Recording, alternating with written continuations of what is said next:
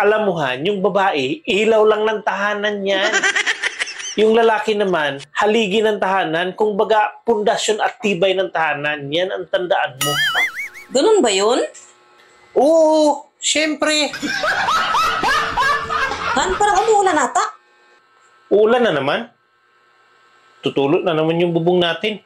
Marupok na talaga yung bahay natin. Oo nga, Han eh. Kailan makahanap tayo ng paraan para tumibay ulit?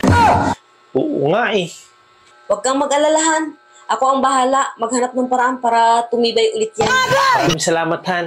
Ang laki talaga ng pasasalamat ko na ikaw yung napapangasawa ko dahil hindi ka nagpapabaya. Oo naman, Han. Tayo lang magtutulungan, wala nang iba. Oh, saan ka pupunta? Parang nakabihis ka ata. Aalis muna ako. May pupuntahan lang. Hala, sige.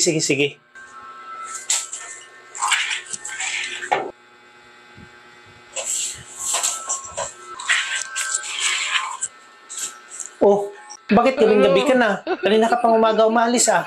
Oo, Han. Hindi biro ang maghanap eh. Bakit? Ano bang hinahanap mo? Nakahanap na ako ng lalaki. Bakit ka naghanap ng lalaki? Hindi naman tayo nag-aaway ah. Kailangan ba tayo mag-away bago maghanap ng lalaki? Bakit mo ginagawa to? Wala naman akong kasalanan sa'yo ah. Tumulong na nga ako dahil naawa ako sa'yo eh. Tulong ba yan? Purwisyo yung ginawa mo. Ikaw na nga may sabi na ang lalaki haligi ng tahanan. Na siyang pundasyon, siyang tibay. Di ba? Oo. Kaya mabilis marupok tahanan natin kasi nag-iisa ka lang. Hindi naman yan ang kailangan para tumibay eh. Anong hindi?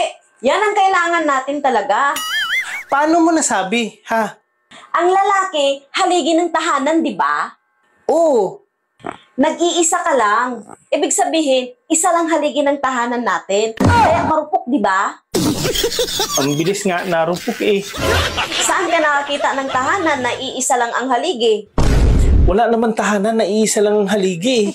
Kaya naghahanap ako ng maraming lalaki para maraming haligi. Matibay na, masaya pa. Ayaw mo ba tumibay tahanan natin?